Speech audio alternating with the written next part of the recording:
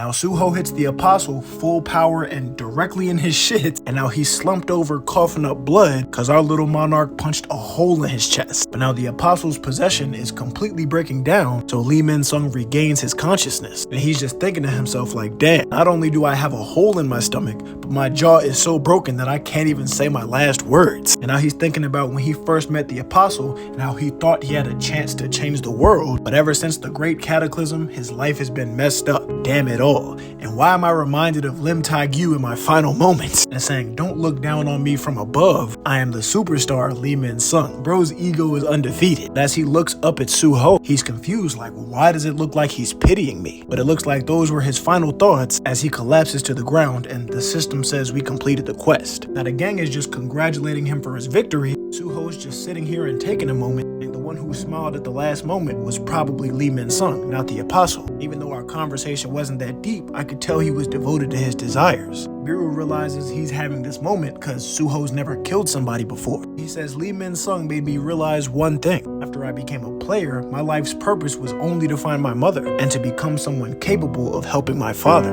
Now that I think about it, I don't have any goals for myself. That's probably why Lee Min-sung said I didn't know what I wanted. He remembers when he fought his father in the system and how he just felt in awe of him, only desiring to be strong just like him. And also I was really desperate to win, so I was genuinely frustrated as well. After a certain point, he just felt too far away and too big. I can't even imagine getting close to him, so I think I need to say this. He asked them all like, it's good to have aspirations, right? He says, as I get stronger, I want to become the strongest around. I'll surpass the Edoram's Apostle, the Monarchs, and even my father. That's what I decided I'll become. They're both just looking at him like, well, while I don't think it's possible to achieve, I'll cheer you on. Come on, Biru, what kind of half-ass shit was that? And Iso pretty much says the same thing, so he's like, damn guys, thanks for the support. But he understands why they're thinking that, because Jinwoo is fucking busted. Now he leveled up a bunch, got hella XP, and even a new advancement quest. Now he can finally get a class for his power. As he's doing this, we can see that somebody's looking at him from off in the distance, like actually far as shit away. It's the Apostle. Of course he didn't die, he just left Lee Min-sung's vessel. And he's still just surprised at how strong this kid in the black mask is.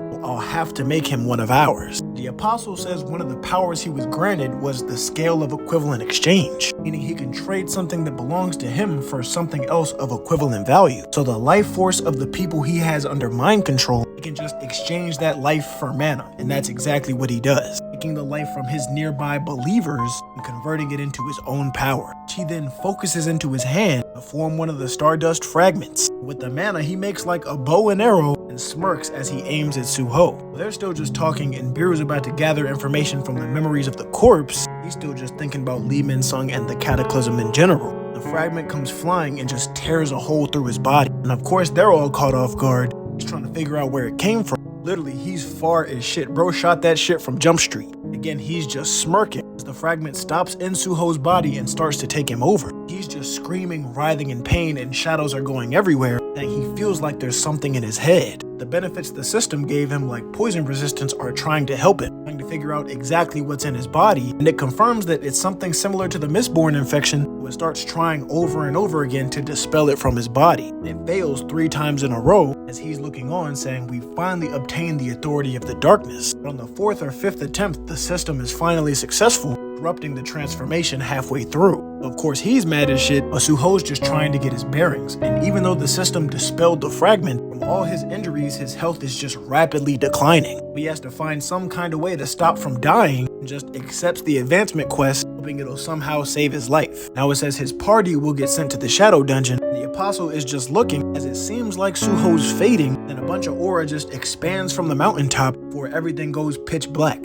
So Suho's like, what the hell, am I dead? He's in pain, but he can't see anything. Since he's hurting, he's gotta be alive, and all of a sudden a blue torch ignites. He's just sitting there on the ground shook. The hole is gone. He's back in that hallway where he first went to fight Egress.